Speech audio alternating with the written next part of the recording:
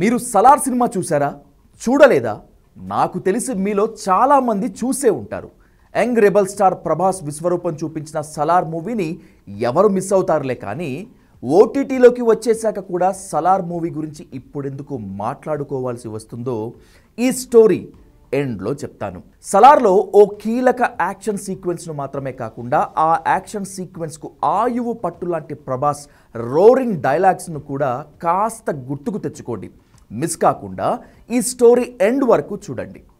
Coming to straight point, రోజు రోజుకి కాదు, పూట పూటకు కాదు గంట గంటకు సోషల్ సైకోలు పుట్టుకొస్తున్నారు. పుట్టిన వారిని తలదన్నే రీతిలో ఇప్పటికే సోషల్ శాడిస్టుల అవతారం ఎత్తిన వారు మరింతగా రెచ్చిపోతున్నారు. సోషల్ మీడియాలో పైశాచికం చూపించే యదవల నోటి దూలకు చేతి తీటకు కోటానుకోట్ల ఉదాహరణలు చూపించవచ్చు. కానీ latest trending news wrestler Vinesh Phogat episode గురించి మాట్లాడుకుందాం. పారిస్ ఒలింపిక్స్ విలేజ్ సాక్షిగా వినేష్ ఫోగట్కు జరిగిన అవమానం, పరాభవాన్ని చూసి ఇండియా గుండె బద్దలు అయింది. 100 గ్రాముల బరువు ఎక్కువగా ఉన్నారనే సాకుతో ఆమెపై పడిన సస్పెన్షన్ వేటు కుమిలిపోయి రిటైర్మెంట్ ప్రకటించిన వినేష్ ఫోగట్ ఎపిసోడ్తో భారతీయుల్లో మెజారిటీ శాతం కుంగిపోయారు, ఆమె తరపున నిలబడ్డారు. కానీ ఫోగట్ టార్గెట్గా సోషల్ మీడియాలో విరుచుకుపడిన వాళ్ళు, ఆమెను ట్రోల్ చేసిన వాళ్ళు కూడా కోకొల్లలు. ఇందులో ఉదాహరణకు 2 కామెంట్లు, పోస్టులు చూద్దాం. తొక్కలో గెలిచింది ఒకటే మెడల్ కదా, అందుకే కొవ్వు పెరిగి ఉంటుంది అని ఒకడు పోస్ట్ పెడితే, మరొక ఉత్తరాదికి చెందినటువంటి ఇంకొక బీజేపీ నేత ఎంత దారుణంగా ఫేస్బుక్లో పోస్ట్ పెట్టాడో చూద్దాం. విశాల్ ఆనంద్ అనే ఈ కాషాయ ఉన్మాద నేత వినేష్ ఫోగట్ను ఉద్దేశిస్తూ, కమిటీ ముందు బట్టలు విప్పేయకపోయావా, 100 గ్రాములు తక్కువయ్యేది, కమిటీ మెంబర్స్కి కూడా కనువిందు కలిగేది అని కామెంట్ పెట్టాడంటే వీడి ఉన్మాదం, ఖండకావరం ఏ స్థాయిలో ఉందో అర్థమైంది కదా. ఫోగట్తోనే ఇది ప్రారంభం కాలేదు, చర్యలు తీసుకుంటే ఇది ఇక్కడే ఆగిపోదు. రెజ్లర్ ఫోగట్ కన్నా ముందే ఎందరో బాధితులు ఉన్నారు. మహిళలు మాత్రమే వీళ్లకు టార్గెట్. సెలబ్రిటీల నుంచి ఈ సోషల్ ఉన్మాదం ఏ స్థాయిలో ఉంటుందో చెప్పాలంటే టైం సరిపోదు. ఫేక్ అకౌంట్స్తో కొందరు, internet data, social media account ఉంది కదా అని మరికొందరు పోస్టులు, కామెంట్ల రూపంలో పైశాచికం ప్రదర్శిస్తుంటారు. పవన్ కళ్యాణ్ ప్రవర్తన గురించి, అతని రిలేషన్స్ గురించి మాట్లాడినప్పుడు పవన్ ఫ్యాన్స్ రూపంలో ఉన్న సోషల్ సైకోలు ఏ స్థాయిలో రేణు దేశాయ్కు నరకం చూపించారో స్వయంగా ఆమె ఎన్నోసార్లు కంటతడి పెట్టుకుని ఇంటర్వ్యూల్లో చెప్పింది. ఇక Tollywood singer Sunitha mango media అధినేత రామ్ను వివాహం చేసుకున్నప్పుడు ఈ సోషల్ సైకోలు రెచ్చిపోయిన తీరు అత్యంత జుగుప్సాకరం. దీనికి ఇప్పుడు పెళ్లి కావాల్సి వచ్చిందా? ముసలోడే కావాల్సి వచ్చాడా?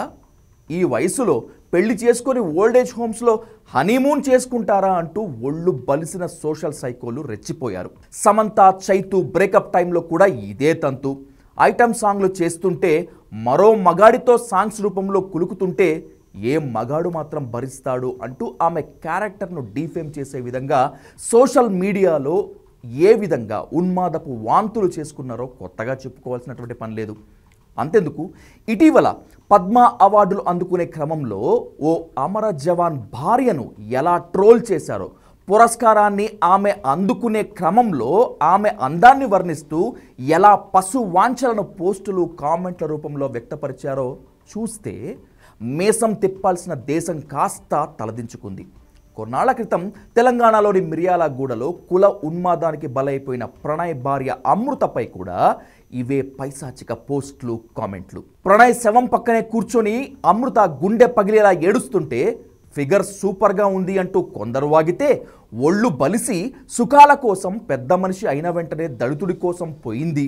ఇంకేముంది, ఇప్పుడు ప్రణయ్ పోయాడు కనుక ఇక వాడి తమ్ముడు ఉన్నాడు తగులుకో అంటూ రెచ్చిపోయారు సోషల్ ఉన్మాదులు. ఇలా చెప్పుకుంటూ పోతే ఇది ఎంతకీ తెగని ఒడువని ముచ్చట. ఇప్పుడు మీకు ఉదాహరణలుగా చూపించిన రేణు దేశాయ్, వినేష్ ఫోగట్, సింగర్ సునీత, అమృత ప్రణయ్, సమంత, అమరుడి భార్య కేవలం మచ్చు తునకలు మాత్రమే. నిత్యం సోషల్ మీడియాలో ట్రోలింగ్కు గురయ్యే మహిళలు ఎందరో. మమ్మల్ని ఒక రేంజ్లో ట్రోల్ చేస్తున్నారు, మా ఇంటర్వ్యూల వీడియోలను మార్క్ చేసి మరీ మా జీవితాలతో ఆడుకుంటున్నారు, కాపాడండి సార్ అంటూ హైదరాబాద్లో మహిళా జర్నలిస్టులే పోలీస్ స్టేషన్ మెట్లు ఎక్కారంటే సోషల్ మీడియాలో వికృతం ఎంత దారుణంగా ఉందో, సోషల్ మీడియా ఎంత అరాచకంగా తయారైందో ఇప్పటికైనా తెలుసుకోవచ్చు.